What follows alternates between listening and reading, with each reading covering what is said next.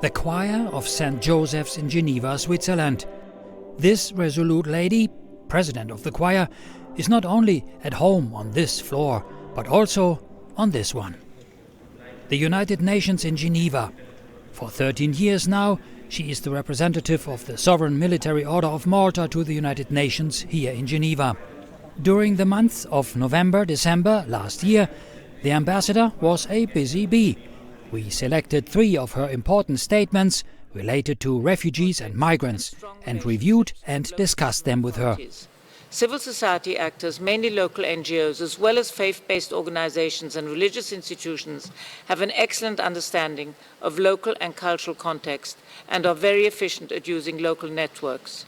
This all will help to find and strengthen local solutions and promote resilience within local communities. Your Excellency, we always say now that the conflicts that we are witnessing are not caused by religion. But when it comes to manage refugees, religion and faith seem to play a major role. Wouldn't you agree? Absolutely, absolutely. While conflicts may contain religious elements, they are nearly always driven by external pressures and, for example, cultural, economic, ethnic, territorial interests. Bearing in mind that 80 to 85% of the world population are affiliated with religion or faith, the vast majority of refugees and migrants, of course, are believers. And this is exactly where humanitarian, faith-based organizations and religious institutions have a very special role to play. Conflict, which in itself is a driver for displacement and forced migration, is a central issue for faith-based institutions such as the Order of Malta, which is a signatory and initiator of the Charter for Faith-Based Humanitarian Action. So, what is the Charter for Faith-Based Humanitarian Action? The Charter for Faith-Based Humanitarian Action was adopted at the World Humanitarian Summit in Istanbul, which was organized by the United Nations in 2016.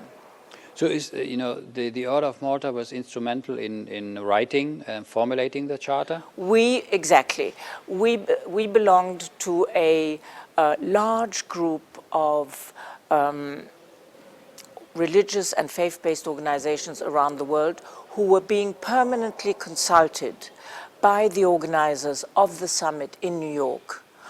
And also, I must underline, the extremely efficient United Nations Task Force for Religion and Development, which is also based in New York. And when it says charter, is this something that will be adopted, or is this? It has been adopted in Istanbul and is now a reference document for humanitarian action. And it was mentioned officially very recently at the consultations we had on the future Global Compact for Refugees by in the official documents of the United Nations High Commissioner for Refugees. With its practical support, the Order of Malta therefore aims to combine a spiritual dimension so as to foster resilience and understanding between the different communities, such as by establishing a prayer room in every one of its facilities. You mentioned a prayer room for everyone. Can or does this not cause conflicts, especially when there is fear or even hatred against other religions such as Islam in certain countries? What's your experience with this?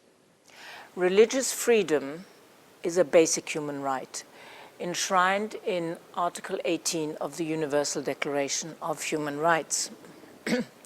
In order to avoid conflict, faith conflict, as you mentioned, in the context of mass movements of people, it is extremely important to set up interfaith cooperation and to promote religious and faith literacy at all levels of society. In 2014, Ambassador Pictet-Althann received the Cross of the Papal Order of St. Gregori the Great, which makes her a Dame Commander in the order.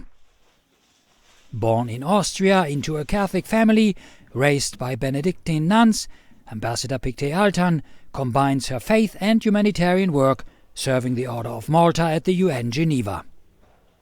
Mr. Chairman, my delegation congratulates you and the Bureau on your election and welcomes some